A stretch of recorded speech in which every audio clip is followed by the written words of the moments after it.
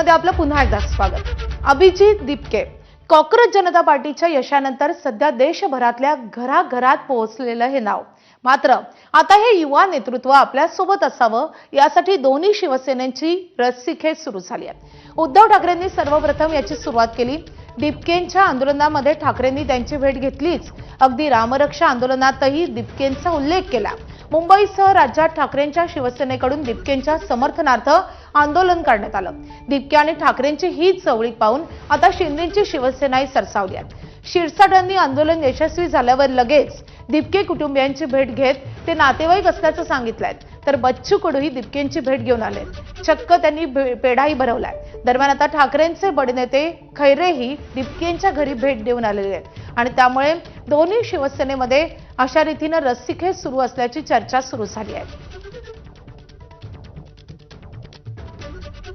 वेदांत नेब आपले प्रतिनिधी आपल्या सोबत आहेत। वेदांत, दोन्ही शिवसेनेकडून ही रस्सीखेच नेमकी कशासाठी सुरू झाली आहे? हे इंटरेस्टिंग आहे। म्हणजे सुरुवातीला आपण बघितलं तर उद्धव ठाकरे यांनी या सगळ्या तरुणांच्या आंदोलनाला आणि तरुणांच्या आंदोलनाचं नेतृत्व करणारे अभिजित दिपके यांना पाठिंबा दिला होता। महाराष्ट्रातनं उद्धव ठाकरेंनी सर्वात आधी हा पाठिंबा दिला आणि त्यानंतर त्यांनी इतर पक्षांना सुद्धा सांगितलं की तरुणांच्या या आंदोलनाला पाठिंबा द्या। त्यामध्ये मग सोनम वांगचुक असतील, अभिजित दिपके असतील, त्यांच्या पाठिंब्यासाठी त्यांनी खास राज्यभर म्हणजे मुंबईमध्ये आणि राज्यभर आंदोलनं सुद्धा केली। इतकंच नाही तर ते दिल्लीमध्ये गेले, अभिजित दिपकेंची भेट घेतली, तरुणांशी संवाद साधला आणि राहुल गांधींना सुद्धा त्यांनी आवाहन केलं की त्यांनी या तरुणांच्या या आंदोलनाला पाठिंबा द्यावा। आता नेते सुद्धा अभिजित दिपकेंचे आंदोलन यशस्वी झाल्यानंतर त्यांच्या भेटीगाठी घेताना पाहायला मिळतात। सुरुवातीला छत्रपती संभाजीनगरचे पालकमंत्री संजय शिरसाट हे पालकमंत्री नात्याने आणि नातेवाईक आहेत अभिजित दिपके यांचे असं सांगत त्यांनी अभिजित दिपके आणि कुटुंबियांची भेट घेतली। त्यानंतर बच्चू कडूंनी सुद्धा अभिजित दिपके यांची भेट घेतली। खरं तर भविष्यात अभिजित दिपके राजकारणात सक्रिय होतील का, ते कोणत्या पक्षात जातील हे अद्याप जरी स्पष्ट नसलं तरी अभिजित दिपके सारखं तरुणांचं नेतृत्व ज्यांनी देशभरात आपलं नाव केलं, आंदोलन यशस्वी केलं, ते आपल्यासोबत राहावं, त्यांच्यासोबत संवाद राहावा यासाठी दोन्ही शिवसेनेकडनं आपण बघतोय प्रयत्न सुरू आहेत।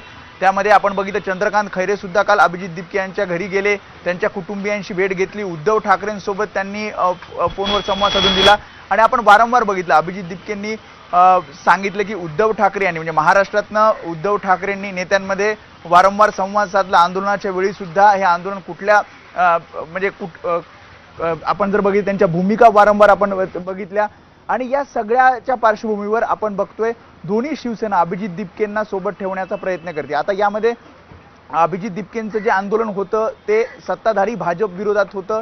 शिंदे शिवसेना सत्तेत असताना अशा प्रकारे अभिजित दिपकेंचे भेटीगाठी घेणं, त्यांच्या नेत्यांनी भेटीगाठी घेणं आणि या सगळ्यामुळे प्रश्नचिन्ह जरी उपस्थित होत असले तरी अभिजित दिपकेंसोबतचा शिंदे शिवसेनेचा जो संवाद आहे तो सुरू असल्याचं पाहायला मिळते। त्यामुळे उद्धव ठाकरेंची वाढती जवळीक आणि त्यासोबतच अभिजित दिपके आपल्यासोबत राहावं, त्यांच्यासोबत संवाद राहावा यासाठी शिंदे शिवसेनेचे होत असलेले प्रयत्न हे आपल्याला या सगळ्यामध्ये पाहायला मिळतात।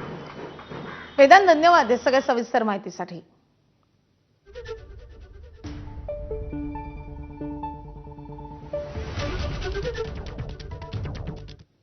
यानंतर बुलेटिनमध्ये घेणार आहोत आजच्या सगळ्या महत्त्वाच्या घडामोडींचा वेगवान आढावा।